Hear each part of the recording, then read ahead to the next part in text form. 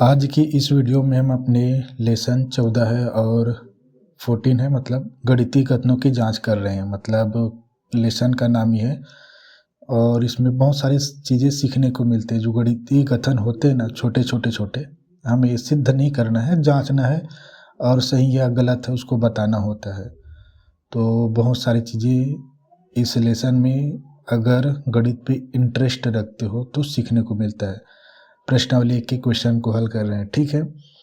पहला तो बता दिया, कुछ 9 वो था, उसमें कथन था, सही या गलत बताना था और कारण भी बताना था। अब देखो second question same to same, मतलब कठिन नहीं है, सीखने के लिए सुंदर सुंदर चीज़ें दी है। पहले एक टेबल देखो, यहाँ पे एक इसमें ना टेबल दिया है, इसमें ना अभिगृहित है, प्रमेय है और परिभाषा दिया है। 3 चीज़ें। अभिगृहित मतलब स्वयं सिद्ध, प्रमेय मतलब सिद्ध करना पड़ता है और परिभाषा मतलब समझते हैं कि स्पष्ट और सटीक अर्थ लिखा होता है किसी भी विषय पर, ठीक है, वो परिभाषा है। तो इसमें 5 कथन दिए हैं और सभी गणितीय कथन है ना, और इसके 5 क्वेश्चन भी दिए हैं और 5 क्वेश्चन में मिलाना है कि ये कथन जो 5 क्वेश्चन दिए, 5 क्वेश्चन भी दिखाता हूँ आपको, ठीक है। तो ये 5 क्वेश्चन देखो, इसमें 5 क्वेश्चन ही है, ठीक है, 5 कथन के लिए। और इन 5 कथनों को मिलाना है कि ये प्रश्न जो दिया है वो उसमें था कि नहीं थे, कि कथन कौन से प्रश्न में मिलेंगे या दिखाना है। तो पहला तो लिखा ही है, इसका आंसर ही लिख दिया है कि त्रिभुज आर एस टी और त्रिभुज एक्स वाई जेड में क्या है, आर एस बराबर है एक्स वाई के, मतलब भुजाएं हैं, और एस टी भुजा बराबर है वाई जेड के, और टी आर बराबर है जेड एक्स के। तो इसमें क्वेश्चन में हल दे दिया कि जैसे यहाँ कथन 4 जो उसमें कथन था आपको दिखाई नहीं देंगे कथन, अब आपके बुक में मिलाना। कथन नंबर 4 कि इसमें क्या होता है, 2 त्रिभुज, यदि त्रिभुज की जो भुजाएं हैं दूसरे त्रिभुज की संगत भुजाओं के बराबर हो तो वो त्रिभुज क्या होते, सर्वांग सम होते। यह प्रमेय है, मतलब सभी भुजाएं आपस में बराबर बराबर है, देख लो, ठीक है। तो कथन 4 के आधार पर हम निष्कर्ष निकाल सकते हैं कि त्रिभुज आर एस टी सर्वांग सम है त्रिभुज एक्स वाई जेड। बस यही लिखना है, उसके बाद 4 क्वेश्चन और दिए, उसको भी हल करना है। तो पहला क्वेश्चन का आंसर तो बुक में ही दिया है कि वैसे ढूंढने हमको कौन से कथन है, ठीक है। तो पहला क्या है, कथन 4, ठीक है, कथन 4 है पहले का। और इसमें क्या है, त्रिभुज आर एस टी, ये सर्वांग सम का साइन है, ठीक है, त्रिभुज एक्स वाई जेड। तो इसका था, मैं सेकेंड का बता रहा हूँ। सेकेंड में क्वेश्चन था, ठीक है, सेकेंड में क्वेश्चन था ए बी बटा 2 बराबर ए सी है। तो ये कौन से कथन में आएंगे, कथन नंबर, इसमें क्या है, एक दिया है, इसमें एक दिया है, समझने के लिए बता रहा हूँ। ये ए दिया है, ये सी दिया है, यहाँ पे बीच में बी, ठीक है, ए बी सी। इसको ऐसे लिखा है इसमें कि ये ए बी मतलब ए बी आधी है ए सी, ठीक है। तो क्वेश्चन में ऐसा लिखा था, इसका मतलब समझते हो ये कि ए बी बटा 2, यानी ये ए बी आधे का मतलब ये आधा है, ठीक है, ए बी का आधा और आधा कर दिए यहाँ पे, ठीक है। तो कथन में ये था कि जो पूर्ण होता है वो हिस्से से बड़ा होता है। तो ये कथन नंबर पहला ही था, पूर्ण हिस्से, पूर्ण क्या है, पूर्ण, ए सी क्या है, रेखाखंड पूर्ण है, और ए बी हिस्सा है ना, ए बी बटा 2 मतलब ए बी का आधा इस भाग पे आ रहा है, ठीक है, इस भाग पे ए बी बटा 2, यानी इस पूर्ण ए सी का हिस्सा है, लेकिन ए सी पूर्ण है, पूर्ण AC, तो पूर्ण बड़ा होता है हिस्से से, ये हिस्सा है ना इस AC का, तो कुछ इस तरह से है ये, ठीक है। तो ये कथन कौन से में आएंगे? कथन पहला है, कथन पहला, ठीक है। कथन पहले को ना आप लिख लेना यहाँ पे, ठीक है, मैं लिख नहीं रहा हूँ, कथन पहले को आप इधर करके ऐसे लिख लेना, ठीक है। और ये कोई उसमें आएगा नहीं, एग्ज़ाम में कुछ नहीं आएगा, सीखने के लिए है। तीसरा क्वेश्चन यह देखो, इसमें L बराबर था,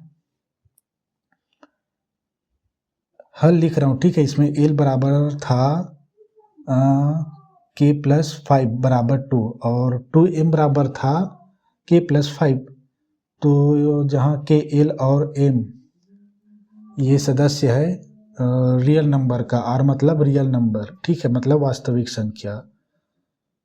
तो यहाँ पे क्या है कि ये K,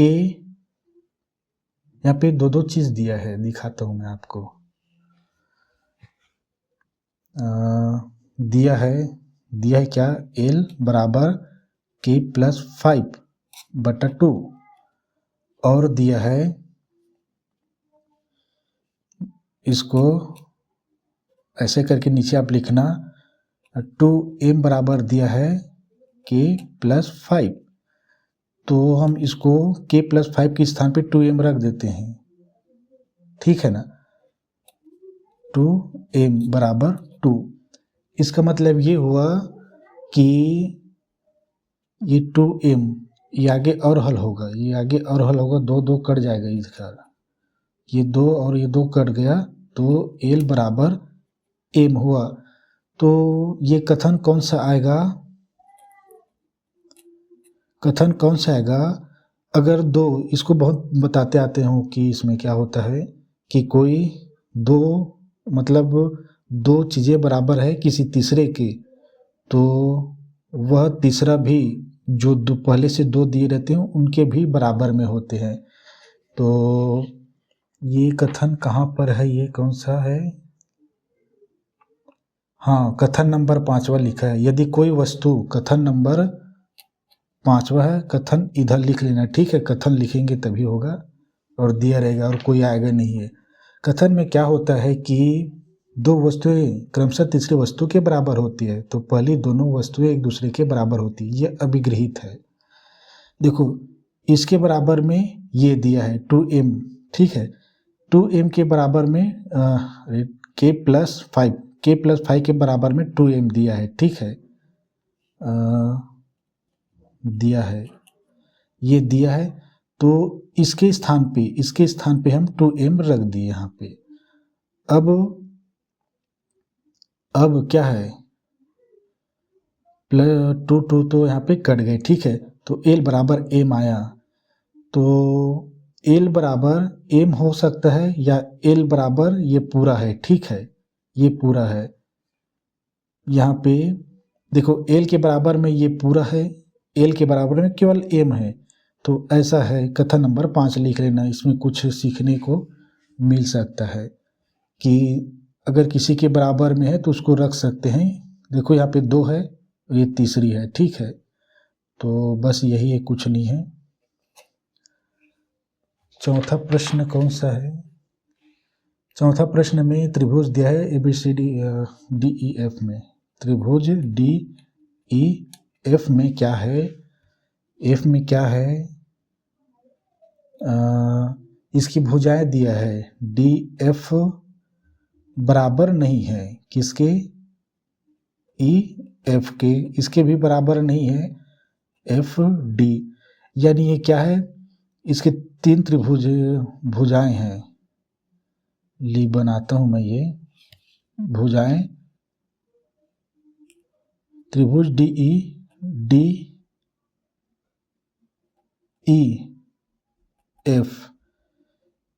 देखो DEF ये तीनों भुजाएं आपस में बराबर नहीं है। इसका मतलब क्या है? ये एक विषम त्रिभुज है ये, विषम त्रिभुज।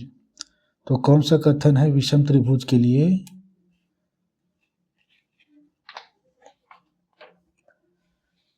सेकेंड नंबर था। यदि किसी त्रिभुज की तीनों भुजाओं की माप अलग अलग है, बराबर नहीं, मतलब तीनों भुजा आपस में बराबर नहीं है। बराबर बराबर हो तो तीनों भुजा आपस में बराबर है, ठीक है, बराबर बराबर नहीं तीनों भुजाएं। तो ये कथन नंबर 2 है। इधर कथन लिख लेना, ठीक है, कि त्रिभुज की तीनों भुजाओं की माप अगर अलग अलग है तो वह विषम बाहु त्रिभुज कहलाता है। हमने क्या किया थे, समबाहु त्रिभुज पढ़े हैं जिसमें सभी भुजाएं बराबर बराबर होता है। ये समबाहु त्रिभुज बना है जी, ठीक है, ये समबाहु है। आप तीनों भुजाओं को अलग अलग बनाना, ठीक है, ये समबाहु त्रिभुज जैसा दिख रहा है। तो विषम बाहु में तीनों भुजाएं बराबर नहीं होती है, और समद्विबाहु में दो भुजाएं बराबर होता है। ये सब जानते हो, बताते आ रहा हूँ। अब ये 5वां क्वेश्चन यह देखो,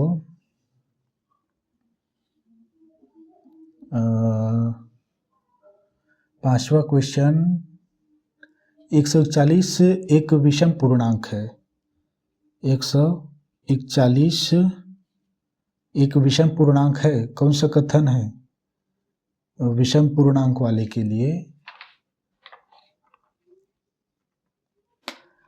यहाँ पे दिया कथन नंबर 3 दिया है, यदि n विषम पूर्णांक है, यानी n यही है, ठीक है, तो n बराबर 2k लिखा जा सकता है, जहाँ k एक कोई पूर्णांक है। ये परिभाषा है विषम पूर्णांक का, तो विषम संख्या का पूर्णांक है।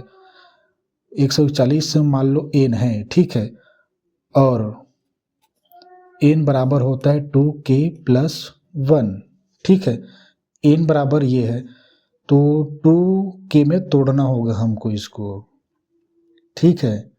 तो कैसे तोड़ेंगे, 141 बराबर, इसको तोड़ सकते हैं, 2 2 गुणा रहेगा, और ये एक इधर रहेंगे, प्लस रहेंगे, यहाँ पे कुछ संख्या डालेंगे और पूरी होनी चाहिए। तो एक जोड़ना है जी, एक को इसमें हटा दो, कितना होगा 140। 140 का आधा कितना होता है, 140 का आधा 70, 70 70 140 होता है। तो ये यहाँ पे 70 आया, एक को यहाँ पे घटा दो, ठीक है, ठीक है, तो ये 140 हो गया, उसका आधा निकाल लेना, तो यहाँ पे लिख लेना। तो ये इस फॉर्मेट में है, इस फॉर्मेट में।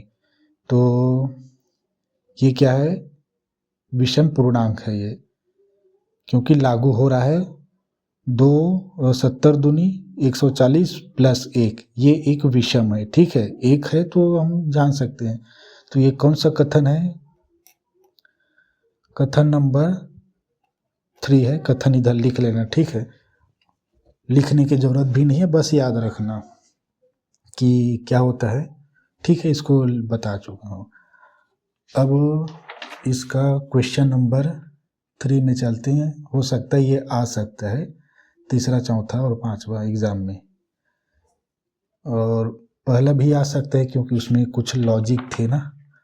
और सभी अभाज्य संख्या विषम होती है, उसमें ये नहीं बताया था कि दो अभाज्य संख्या क्या होती, बताया नहीं था। अभाज्य वह होता है जो केवल अपने से ही जा सकता है, एक या अपने से ही, जैसे 13 केवल 13 से जाता है, और 1 से 11 केवल 11 से जाता है, 5 केवल 5 से जाता है, 3 केवल 3 से जाता है, और ये सभी विषम संख्या है। लेकिन 2 केवल 2 से जाता है, और एक से तो सभी चले जाते हैं, लेकिन अन्य संख्या नहीं है एक के अलावा।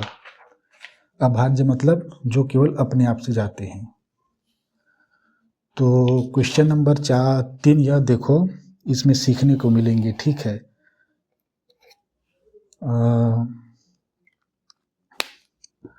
क्वेश्चन नंबर 3, यदि n और n1 और n2 दो सम पूर्णांक है, सम पूर्णांक है मतलब, सम मतलब क्या, 2 से विभाजित हो जाते हैं, ठीक है, तथा k1 और k2 कोई दो पूर्णांक है, तब इसमें 5 क्वेश्चन दिए हैं, ठीक है। इन 5 क्वेश्चन को बुक में देखना, मैं एक एक करके बता रहा हूँ। तो यहाँ पे है, दिया है क्वेश्चन नंबर 3, ठीक है। हो सकता है ये थोड़ा पतला चल रहा हो।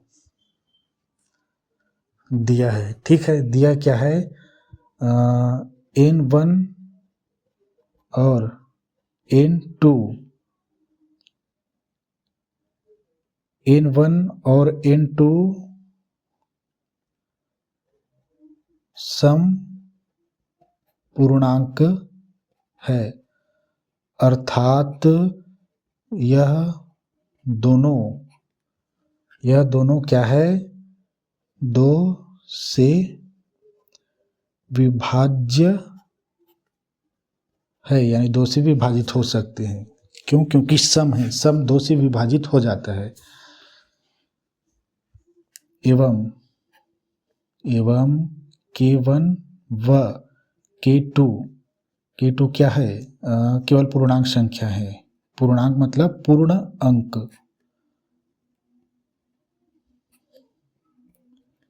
बड़ा बड़ा राइटिंग बनाऊं तो हो सकता है दिखाई दे आपको, छोटा में ना दिखाई दे हो। तो अतः N1 बराबर K1 लेंगे, ठीक है। K1 चूंकि N क्या है, सम पूर्णांक संख्या है, तो 2 से विभाज्य हो जाएंगे। अर्थात आप यहाँ पे जो N है वो 2 से विभाजित हो जाएगा। अगर 2 को हम, चूंकि इधर गुणा में, तो इधर ला के 2 कर देंगे तो 2 से विभाजित हो रहा है। यहाँ N1 2 से विभाज्य है। इस चीज को याद रखना, क्योंकि एक कथन को सिद्ध करेंगे, ठीक है। और N2 बराबर K2, और ये भी सम है ना। N क्या है, सम संख्या, तो 2 से विभाजित हो रहा है, तो 2 से विभाजित हो रहा है, तो यहाँ पे 2 को यहाँ पे नहीं लगा दूंगा। क्यों? क्योंकि मुझे थोड़ा सा स्पष्ट बताना था आपको जी, क्योंकि गुणा हो जाएगा ना, 2 से भाग करता फिर इधर लाता जी मैं। तो यहाँ N2 2 से विभाज्य है, तो हो सकता है आपको दिखाई दे रहा है, ठीक है। थोड़ा सा पतला है, बड़ा बड़ा बनाता हूँ। तो यहाँ पे इसका लॉजिक ये है, ठीक है। आप यहाँ पे ऊपर में लिखता हूँ, ठीक है। यहाँ से लिख रहा हूँ N1/2 बराबर K1, ठीक है। N क्या है, N और N2 सम पूर्णांक है, मतलब दोनों क्या है, 2 से विभाज्य है, 2 से यानी भाग हो रहा है। अब 2 किधर पक्षांतरित कर दिया तो यहाँ पे नहीं है, 2 इधर आगे गुणा बना लिए। सेम यही N2/2 बराबर K2। अब ये 2 क्या है, गुणा भाग में, इधर भाग में था, इधर पक्षांतरित होकर 2 बना लिया, मतलब गुणा में 2 हो गए इधर। इसको ऐसे समझो जी, ऐसे आप लिख लेना, लिखने में भूल हो गया, ठीक है। ये N1 है, क्या है, N क्या सम संख्या है, तो 2 से भाग हो गया, बराबर K1 लेना है। अब इसको हल करूं तो ये 2 किधर पक्षांतरित कर देता हूं, N1 बराबर 2 K1। ये ऐसा है, सेम टू सेम ये दूसरे के लिए भी कर लेना, ठीक है, क्योंकि इसका उपयोग अभी आएगा यहाँ पे परिमेय संख्या को सिद्ध करने के लिए, करणीय संख्या को।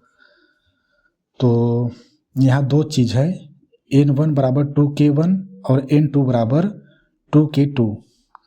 तो इन दोनों का यूज होगा। पहला क्वेश्चन इसमें था कि पहला क्वेश्चन मैं हल कर रहा हूँ, ठीक है, कि सम पूर्णांक की परिभाषा का उपयोग करके क्या करनी है, N1 और N2 को क्रमशः K2 और K1 के रूप में लिखना है।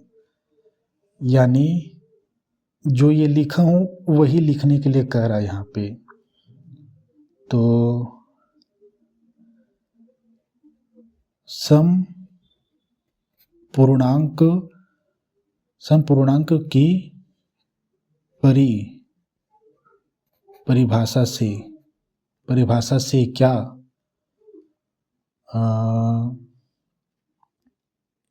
n2 और n1 को किसके रूप में लिखना है? k2 के रूप में। परिभाषा से n1 बराबर 2k1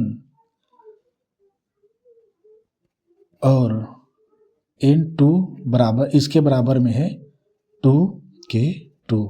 ये दो आंसर है पहला क्वेश्चन का। दूसरा क्वेश्चन का आंसर यह देखो,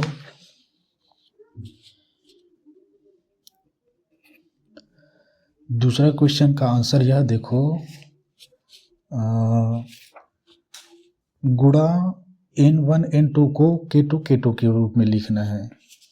तो हल में लिखना आप n1 गुणा में n2, ठीक है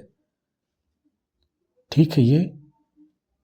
और इसके बराबर में क्या है?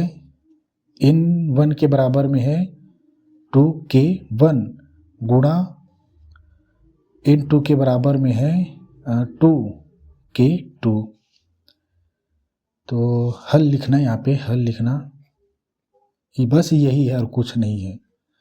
और आगे क्या है? यहाँ पे ये दो आपस में गुणा कर देते हैं।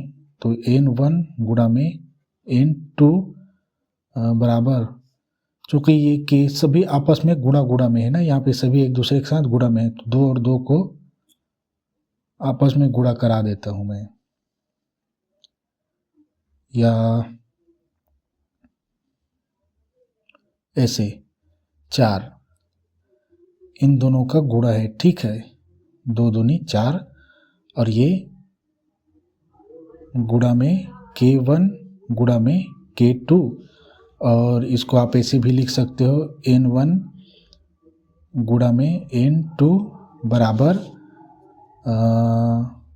4 को बाहर कर दो, ब्रैकेट लगा दो, गुणा के स्थान पे हम ब्रैकेट लगा सकते हैं, k1 गुणा में k2। ये गुणा के फॉर्मेट में लिख दिया n1 और n2 को। अब तीसरा क्वेश्चन यह देखो, तीसरा क्वेश्चन,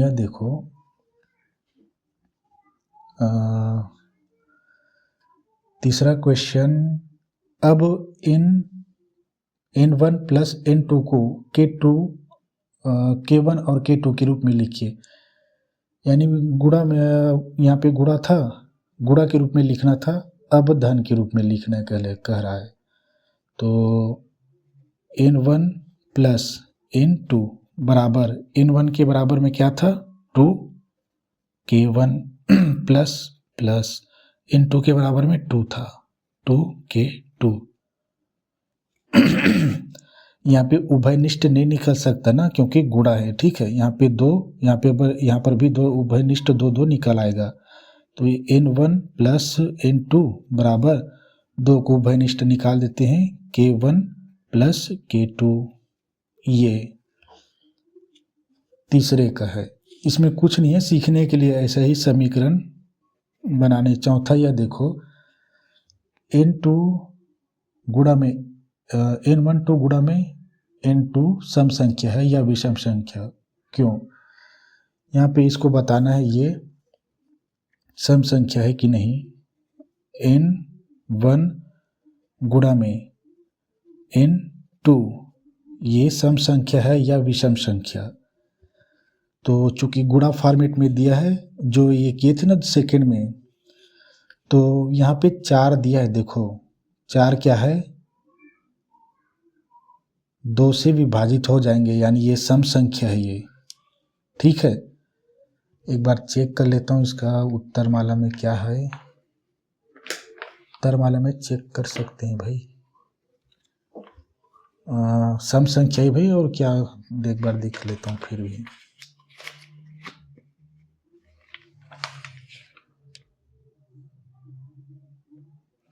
ठीक है, सम संख्या ही है, क्योंकि यहाँ पे 4 तो आएगा ना। यहाँ पे देखो, यहाँ पे दोनों का, ये दोनों क्या है? गुणा के फॉर्मेट में, यही आंसर आने वाले हैं। तो 4 आया है, 4 क्या 2 से विभाज्य है, मतलब विभाजित हो जाएगा। तो भाई जो 2 से विभाजित हो रहा है वो सम संख्या है, यानी सम संख्या की परिभाषा कहता है कि जो 2 से विभाजित होता है वह संख्या सम संख्या, और क्या आपको बताने की जरूरत नहीं है। तो आप इन सब को लिख लेना, इसको लिखना, यहाँ से यहाँ तक उतार लेना। लास्ट में मैं यहाँ पे लिख रहा हूँ इसको 4k1 प्लस k2। अब लिखता हूँ n+1। अब इन दोनों पद को उतारने के बाद इसको मैंने यहाँ पे डायरेक्ट उतार दिया ना चौथे क्वेश्चन में। n1 और n2 सम संख्या है, सम संख्या की परिभाषा कहती है कि जो संख्या 2 से विभाज्य है वह सम संख्या है। क्योंकि यहाँ पे 4 है ना, 4, अगर 3 होता तो नहीं होता भाई, और चूंकि 2 2 ये तो सम संख्या ही था ना, तो सम संख्या ही है। पांचवे में n1 प्लस n2 सम संख्या विषम संख्या है। तो अब ये देखो यहाँ पे तो 2 है, इसी फॉर्मेट को यहाँ पे 2 लिख दिया है। तो ये 2 है तो सम संख्या, और क्या, क्योंकि ये दोनों 2 से विभाजित हो रहे हैं, 4 से भी विभाजित हो, यहाँ पे 4 से विभाजित हो रहे हैं, और ये 4 2 से विभाजित हो जाता है, तो सम संख्या ही है। ठीक है, तो n1 प्लस n2 बराबर, आप इस पद को ऊपर वाले को लिख लेना, मैं डायरेक्ट इसको लिख रहा हूँ 2k1 प्लस k2। ठीक है, इन्हीं दोनों का विस्तार रूप पूछा है, सम है या विषम। हम डायरेक्ट यहाँ पे लिख सकते हैं सम संख्या है जो कि 4 से विभाज्य है, 4 को छोड़ो 2 से विभाज्य है। यहाँ पर भी आप डायरेक्ट लिख सकते हो इसी चीज़ को यहाँ पे, और इसी चीज़ को यहाँ पे लिख सकते हो n1 प्लस n2 एक सम संख्या है। 2 से विभाज्य है, 2 चूंकि इधर गुणा में है ना भाई, गुणा में इसके साथ 2 को पक्षांतरित करेंगे तो इधर भाग बना लेंगे ना 2, यानी 2 से विभाजित हो रहा है, समीकरण गलत थोड़ी है। तो ऐसा है, यहाँ पे 2 है यानी 2 से जा रहा है करके समझ लेना। यहाँ पे 4 है, 4 2 से चला जाता है करके समझ लेना। अब कुछ नहीं है। अब चौथे क्वेश्चन में ना कुछ अच्छी चीज़ें दिया है। ठीक है, तो चौथे क्वेश्चन नंबर 4, यह देखो, यदि देखो इसको पढ़ चुके हैं द्विघात समीकरण में, द्विघात समीकरण का मानक रूप दिया इसमें ax² plus bx plus c बराबर 0, ये क्या है, द्विघात समीकरण का मानक रूप है। जहाँ a b c और e जैसा साइन दिया है वो क्या है, अव्यय है या सदस्य है। r मतलब रियल नंबर, यानी यहाँ पे कहा गया है a b c वास्तविक संख्या का अव्यय या सदस्य है, जहाँ a बराबर 0 ना हो। तो इसमें कौन से समीकरण द्विघात समीकरण हो सकते हैं, तो द्विघात समीकरण में पहला 2 की घात होनी चाहिए। कंडीशन बताता हूँ मैं ना, कौन कौन से है उसको देख लेना आप। चौथा का आंसर लिख रहा हूँ मैं ये कि ax² plus bx plus c बराबर 0 द्विघात समीकरण की मानक रूप है, मानक रूप है, जहाँ ए बराबर 0 ना हो, ठीक है, ये ऐसा बराबर नहीं है, ए बराबर 0 नहीं हो, ठीक है। इसमें शर्त ये है एक अधिकतम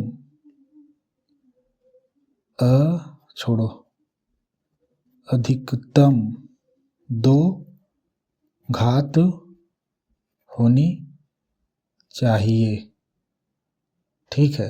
अधिकतम 2 घात होनी चाहिए, एक 2 घात है, 3 घात है तो वो द्विघात समीकरण नहीं है, द्विघात मतलब अधिकतम 2 घात। थोड़ा सा ये कचड़ा हो जाता है, मज़ा नहीं आता है। तो क्वेश्चन में कौन कौन सी अतः द्विघात समीकरण है, कौन कौन सी है? पहला तो है भाई, पहला है ax² minus bx plus c बराबर 0। यहाँ पे प्लस दिया तो ये नहीं होगा करके नहीं समझना, 2 घात है अधिकतम, हाँ ये, और 2 पद है, 2 घात है यानी ये द्विघात समीकरण है। और दूसरा नहीं है क्योंकि इसमें एक ही घात है, x का एक ही घात है। तीसरा है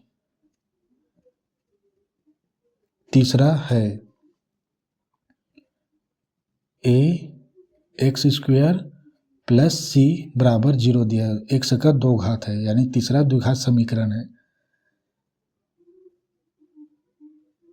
कारण मैंने यहाँ पे, आप शर्त के स्थान पे कारण लिख लेना, कारण अधिकतम 2 घात होनी चाहिए करके लिख लेना, यहाँ पे 2 घात है बस। और ये चौथा भी ax² बराबर 0, ये भी द्विघात समीकरण है, ठीक है। लेकिन पांचवा नहीं है क्योंकि उसमें 2 घात नहीं दिया, यानी इसमें क्या है कि दूसरा और पांचवा द्विघात समीकरण नहीं है, ठीक है।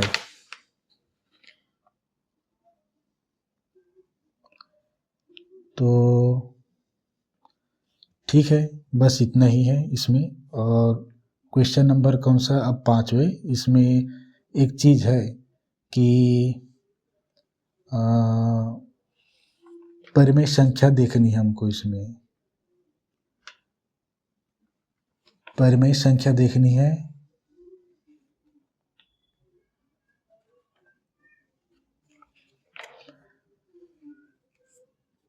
और इसका परिमेय संख्या की परिभाषा पहले से ही दिया हुआ है यहाँ पे। तो क्वेश्चन नंबर 5 यह देखो,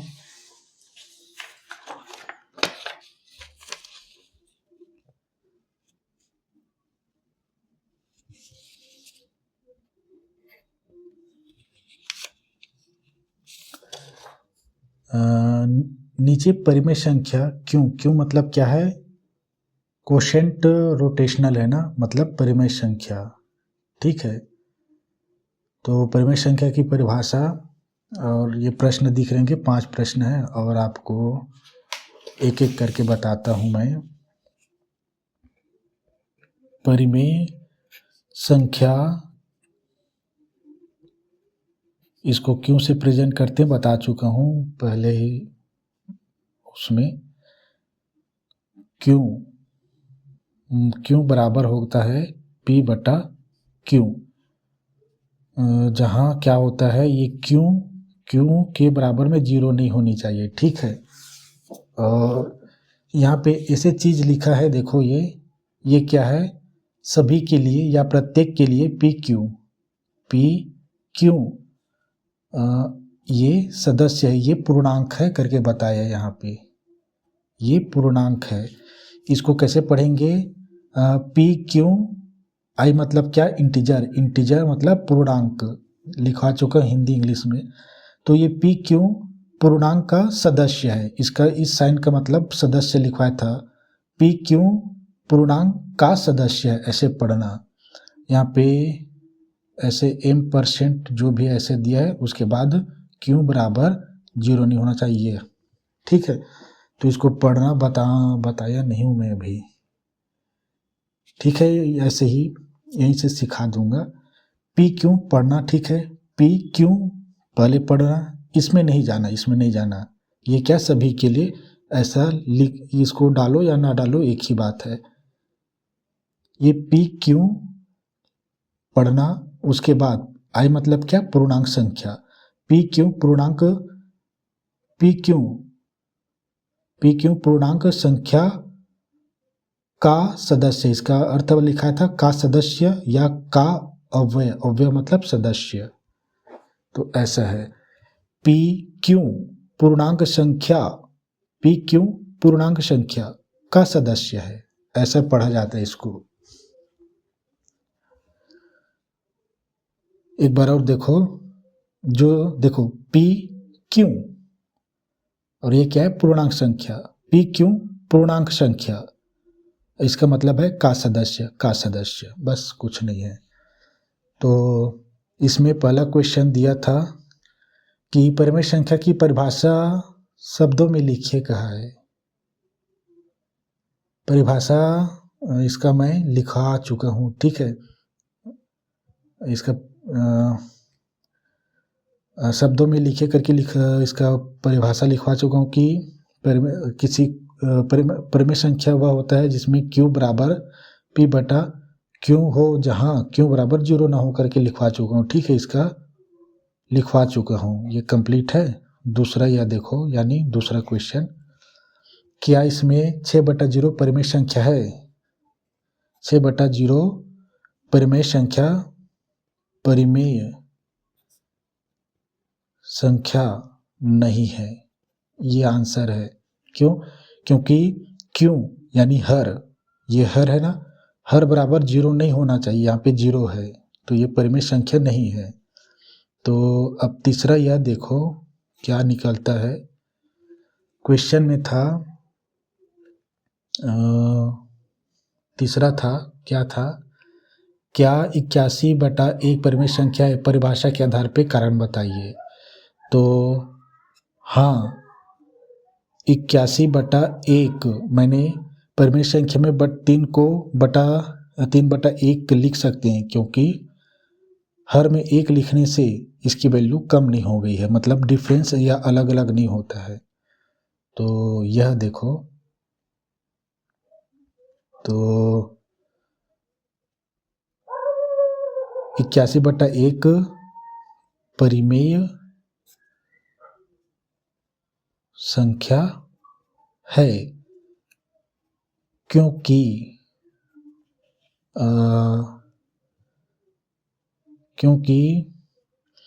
ये q बराबर 0 नहीं है। नहीं लिखने की जरूरत नहीं है, q बराबर में नहीं है 0, ठीक है, या है लिखने की भी जरूरत नहीं है। यही कंडीशन को पूछा है जो यहाँ पे मैंने बताया है। देखो q बराबर 0 नहीं होना चाहिए, यहाँ पे 0 था इसलिए परिमेय संख्या नहीं है ये। यहाँ पे 1 है यानी ये परिमेय संख्या है, क्योंकि q के बराबर में 0 नहीं है, यानी हर 1 है, 0 नहीं है। और यह देखो,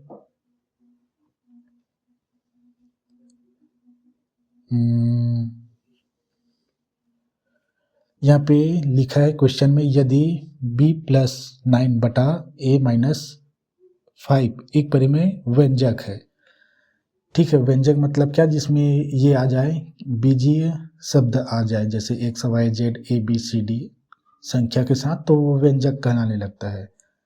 या क्या ये a b जो है प्राकृतिक संख्या है, तो a का कौन सा मान मान्य नहीं है और क्यों? तो परिमेय व्यंजक बोला है ना, b+9/a-5 परिमेय व्यंजक है। ठीक है, और ये लिखा है कि ए बी जहाँ a b सदस्य है, एन मतलब प्राकृतिक संख्या, बस इतना ही लिखना है। तो इसको पढ़ना है ना का सदस्य है, इसको पढ़ना का सदस्य है या अवयव, अवयव अवयव ऐसे। ए बी एन मतलब प्राकृतिक संख्या लिखा था नेचर नंबर, ए बी प्राकृतिक संख्या का सदस्य है, ऐसे पढ़ना। हिंदी में लिख दूं A B N, A B N मतलब प्राकृतिक संख्या लिख रहा हूं, प्राकृत संख्या बोलते हैं जी, प्राकृत संख्या। इस देखो ए बी लिखा प्राकृत संख्या लिख दिया एन के स्थान पे। अब इसके स्थान पे देखो, इसके स्थान पे हिंदी में लिख रहा हूं, इन दोनों का हिंदी में का सदस्य है या अवयव आप लिख सकते हो, ठीक है।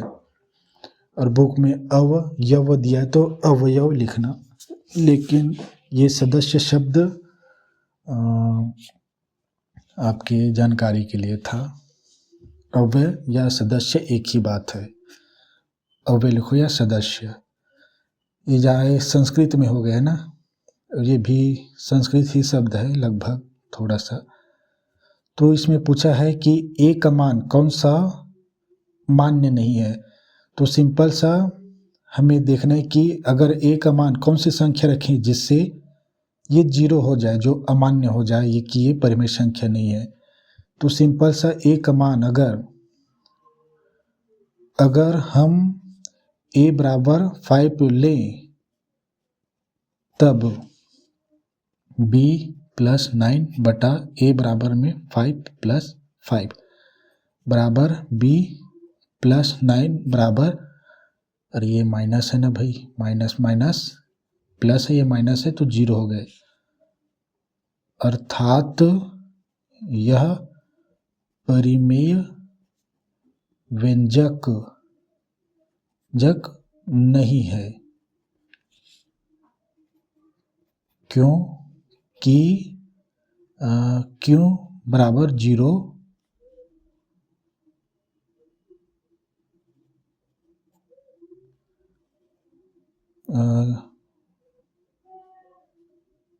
क्यों बराबर 0 नहीं है, क्यों के बराबर में नहीं है, 0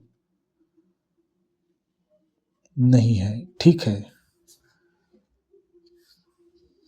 या आप ऐसे लिखना क्योंकि क्यों बराबर 0 है, नहीं होना चाहिए ना, क्यों के बराबर में 0 नहीं होना चाहिए, यहाँ पे ऐसे कटना चाहिए। अर्थात एक के लिए 5 संख्या मान्य नहीं है। हैंड राइटिंग इसमें बन रही है, चल नहीं रहा है, ऐसे खिसक नहीं रहा है ये नया। तो एक और दिया है ऐसे ही बीजी व्यंजक 5वां, और वो भी इसमें सीखने जैसा है, कुछ नहीं है, समीकरण को देख के घबराना नहीं है। इसमें लिखा है यदि p square plus 7 upon Q square minus 25 परिमेय व्यंजक है। यहाँ अगर हम क्यू का मान, जैसे वहाँ पे a का मान था ना, यहाँ पे क्यू का मान 5 और -5 क्यों नहीं हो सकता, परिभाषा का उपयोग करें बस। दिया है करके लिख लेना, हमेशा दिया है करके लिखना, p स्क्वायर प्लस 7 बटा क्यू स्क्वायर माइनस 25 परिमेय संख्या है। क्यों बराबर, देखो यहाँ पे ये बोला है कि इस क्यों के स्थान पर क्या है, हम क्या है, इसके स्थान पे हम 5 + 5 या -5 क्यों नहीं रख सकते, आंसर देना है, क्योंकि क्यों स्क्वायर दिया ना, क्यों स्क्वायर, तो ये स्क्वायर होगा, ये स्क्वायर होगा। देखो 5 का स्क्वायर कितना होगा 25, ठीक है, 5 का स्क्वायर होगा 25, 25 यहाँ पे आ गया -25 और यहाँ पे -25 दिया, यहाँ पे 25 हो जाएगा +25, तो यहाँ पे 0 हो जाएंगे, तो 0 हो जाएंगे, तो ये क्या है, परिमेय संख्या नहीं रह जाएगा, यानी अमान्य हो जाएगा। तो ये 5 हम यहाँ पे यूज़ नहीं कर सकते, और इसके स्थान पे हम क्यों स्क्वायर के स्थान पे 5 स्क्वायर का 25 हो गया, लेकिन ये माइनस यहाँ पे नहीं आ रहा है। अगर माइनस आ जाता तो माइनस माइनस क्या होगा, संख्या जुड़ जाती है, -50 हो जाता, तब भी ये परिमेय संख्या कहलाता। लेकिन माइनस यहाँ पे माइनस नहीं आएगा, क्यों, क्योंकि 5 गुणा में -5, 5 स्क्वायर को हम ऐसे लिख सकते ना, 2 का घात है तो 5 गुणा में, ठीक है। तो इसमें क्या है कि ये भी ऋणात्मक है, ये भी ऋणात्मक है। ऋणात्मक संख्या को हम जब गुणा कराते हैं या भाग कराते हैं तो धनात्मक भागफल या गुणनफल देता है, तो ये 25 है, ये बहुत बार बताया हूँ ना मैं। तो ये ना 5 ना -5 यहाँ पे रखने योग्य है, ठीक है। क्यों बराबर 5 लेने पर पी स्क्वायर, ऊपर को जैसा वैसे रख दो, क्यों स्क्वायर -25 बराबर पी स्क्वायर +7 बराबर 25 -25 बराबर, अब आगे नीचे उतार सकते हैं, पी स्क्वायर +7 बराबर 0, अमान्य। यहाँ क्यों बराबर 0 है,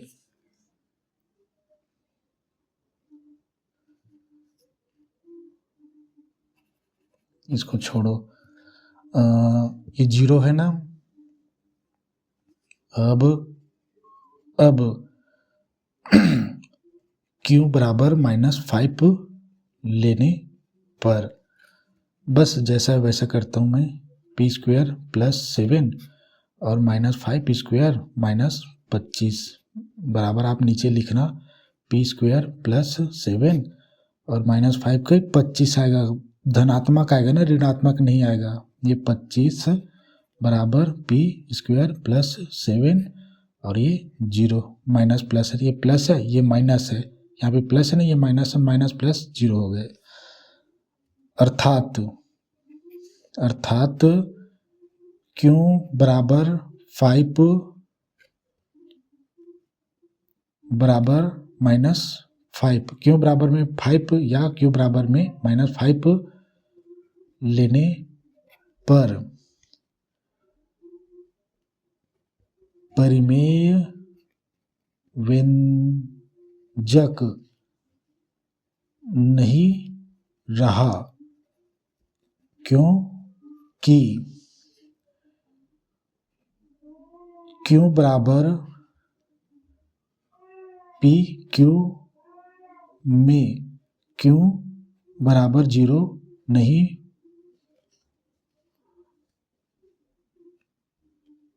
नहीं हो, तब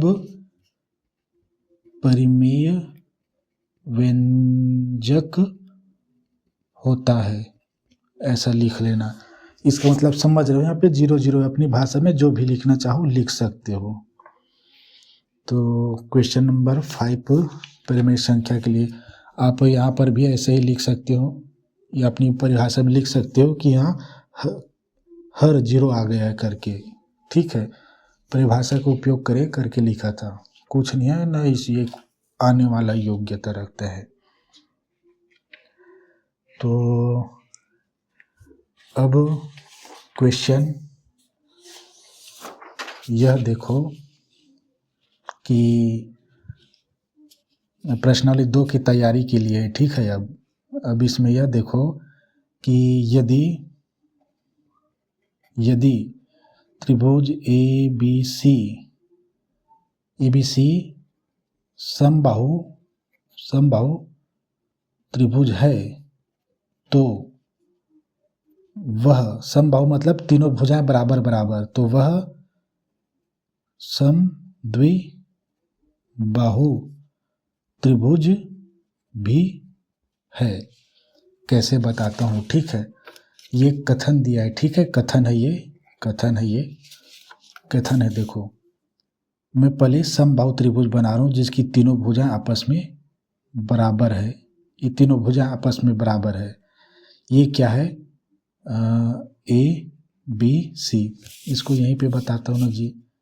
त्रिभुज ए बी सी, तीनों भुजाएं आपस में बराबर है। ए बी सी, त्रिभुज ए बी सी समबाहु त्रिभुज है, ठीक है।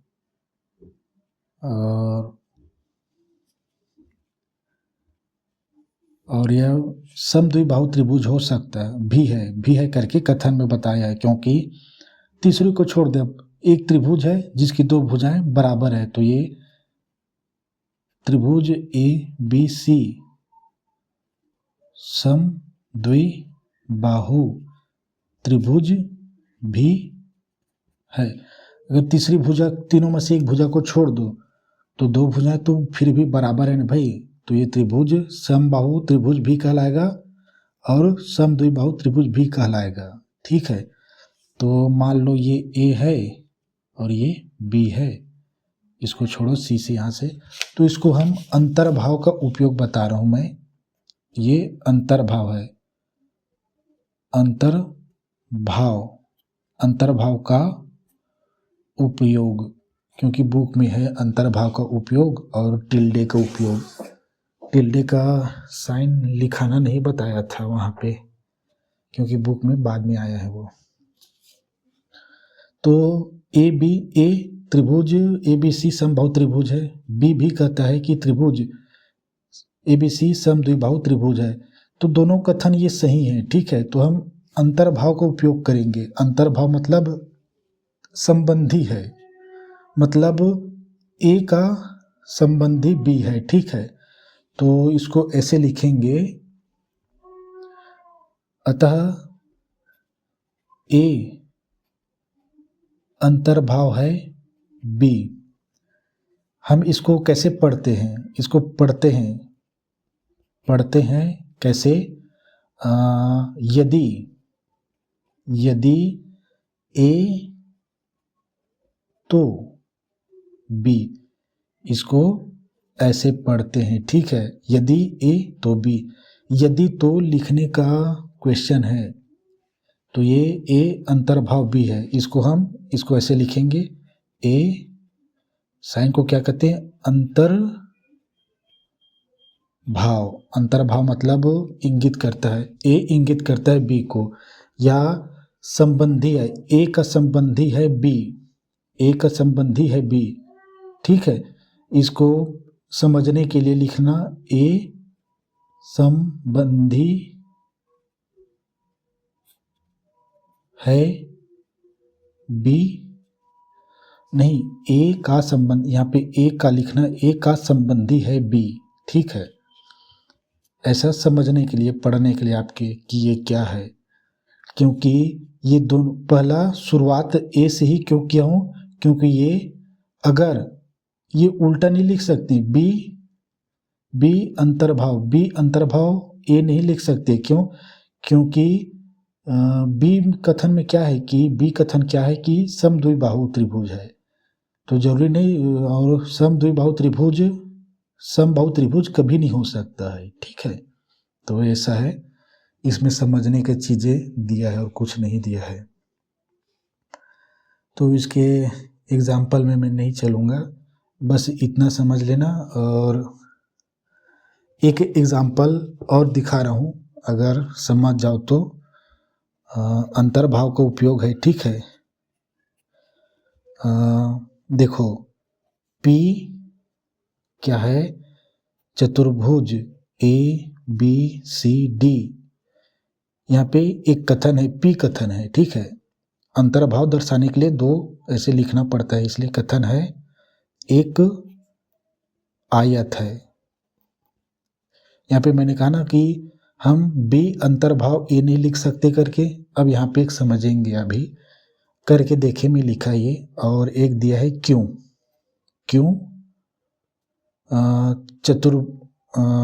चतुर्भुज ए बी सी डी एक वर्ग है। तो इसमें समझने की चीजें यह देखो कि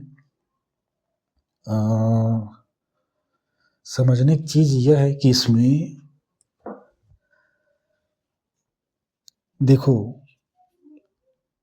ये क्या बनाए मैंने, आपको ध्यान से बताना, ठीक है। ये एक चतुर्भुज है, पर ये इसकी चारों भुजाएं बराबर है, तो ये एक वर्ग है। और ये एक आयत भी हो सकता है, ठीक है। ठीक है, ये एक आयत भी हो सकता है। तो वर्ग आयत हो सकता है, लेकिन आयत वर्ग नहीं हो सकता है। तो यहाँ पे आपको समझ में नहीं आया होगा, ये क्या है, वर्ग है। वर्ग आयत हो सकता है, लेकिन आयत इसकी लंबाई उधर चौड़ाई मान सकते हैं, लेकिन आयत इस फॉर्म में होता है ना, आयत ऐसे, लेकिन आयत वर्ग नहीं हो सकता। ये नहीं है, काट दिए ना, ये नहीं है, ठीक है।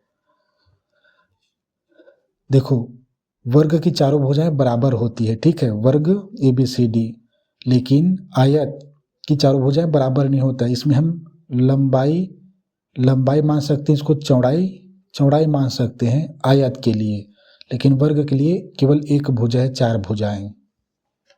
तो इसको ऐसे लिखेंगे, अतः क्यों लिखेंगे, क्यों का संबंधी है पी का संबंधी क्यों नहीं है, वर्ग का संबंधी है आयत का संबंधी नहीं है वर्ग। तो इसको आपके समझ के लिए ना ये, तो ये ऐसा लिखेंगे यहाँ पे, इसको ये साइन है, या हिंदी में लिख सकते हो अंतर्भाव। तो ये है, इसमें ये उदाहरण के लिए है, मतलब जो दोनों हो सकता है उसको पहले लिखेंगे। जैसे ये ए समबाहु त्रिभुज समद्विबाहु त्रिभुज भी हो सकता है ना, यानी जो दोनों हो सकता है उसको पहले लिखेंगे। और जो केवल अपने तक सीमित है, आयत केवल अपने तक सीमित है, लेकिन वर्ग आयत भी हो सकता है, और वर्ग ही है, ठीक है। वर्ग आयत हो सकता है, लेकिन आयत वर्ग नहीं हो सकता है।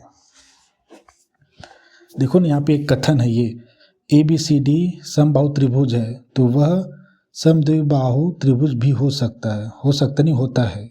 ये एक कथन है, गणितीय कथन। तो इसमें और क्या क्या चीज़ें हैं, इसमें 3 क्या है वो दिया है जी। तो एक कथन, 2-3 कथन तो बता दिया था मैंने।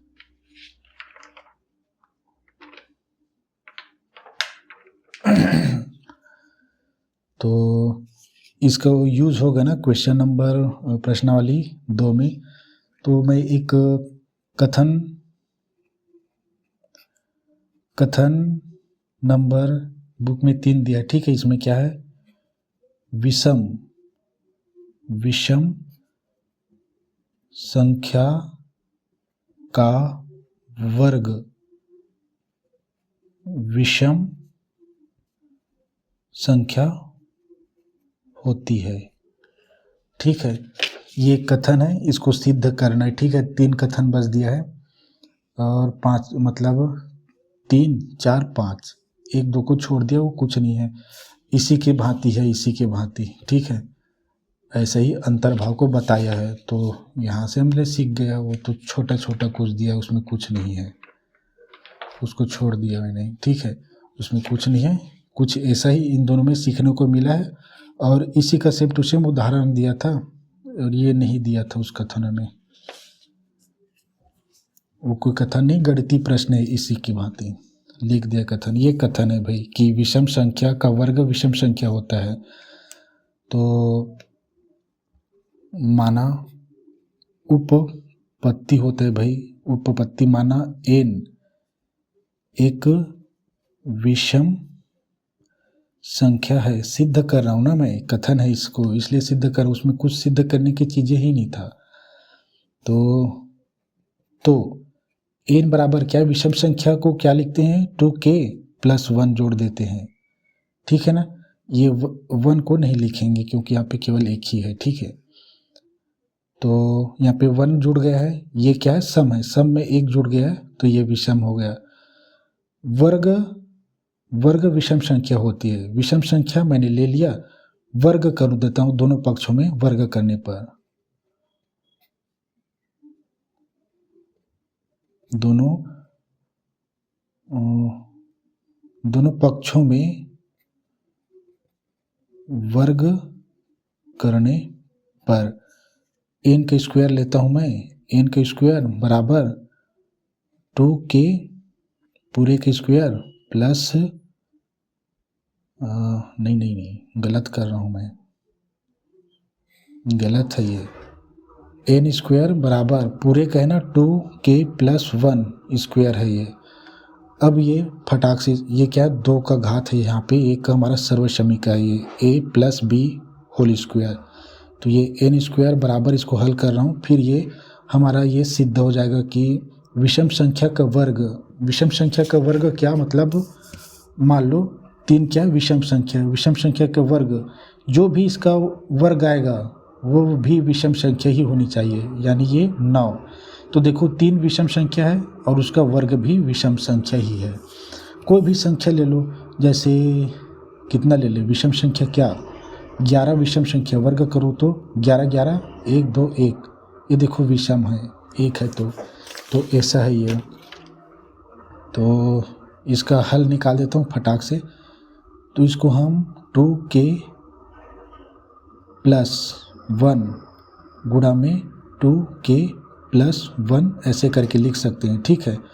तो ये n स्क्वायर बराबर 2k का 2 दूनी 4, 4 का k स्क्वायर और 2k + 2k 1 के साथ इसका गुणा करना तो आप जानते हैं, और ये 1 का गुणा होगा क्योंकि सभी प्लस प्लस में तो यही आएंगे, ठीक है। 2k + 1, एक बार बस यहाँ पे झंझट हुआ, इनको बराबर ये तो 4k स्क्वायर रहेगा, 2 दूनी ये 4 हो जाएंगे, 4k + 1। अब यहाँ पे 4 है, यहाँ पे 4 है, उभयनिष्ठ निकल आएगा। n स्क्वायर बराबर 4 और k स्क्वायर प्लस k + 1। अब इसमें क्या है कि कुछ नहीं है, हमेशा इस चीज़ को याद रखना, उभयनिष्ठ निकालने के बाद इसको कोई माना k स्क्वायर प्लस k बराबर m है, तब n स्क्वायर बराबर k स्क्वायर प्लस k के बराबर में m रख देते हैं, तो ये हो जाएगा 4m + 1 हुआ। और हमें 2 लाना था यहाँ पे, तो बस यही बस गलत हो गया कि यहाँ पे 2, अरे नहीं ये तो 4 ही है, यहाँ पे 2 बस निकालना था जी हमको, 2 तो 2 दूनी 4 और 2 दूनी 4, 2 2 निकालना था, यहाँ पे 2 2 है, ठीक है। तो यहाँ पे ये 2 आ जाएगा। तो देखो ये विषम संख्या है, यह एक विषम संख्या है, मतलब n का स्क्वायर, देखो माना n क्या है एक विषम संख्या है, n का विषम संख्या लिया, वर्ग किया, इसका वर्ग जब करेंगे तो देखो इसको ऐसे लिखो 2m + 1, देखो यही फॉर्मेट में आया ना, m रहे या k रहे एक ही बात है, तो कुछ ऐसा है। तो इसमें कुछ नहीं था, थोड़ा सा गलती हो गया था, 2 रखना था ना यहाँ पे, केवल 2 को बस बाहर निकालना था, क्योंकि ये 2 लाना था यहाँ पे, ये 2 बनाना था, मैंने पूरे 4 को निकाल दिए थे। तो ठीक है, नेक्स्ट वीडियो में आगे और कथन है 4-5, उसके बाद प्रश्न वाले 1 के क्वेश्चन को हल करेंगे।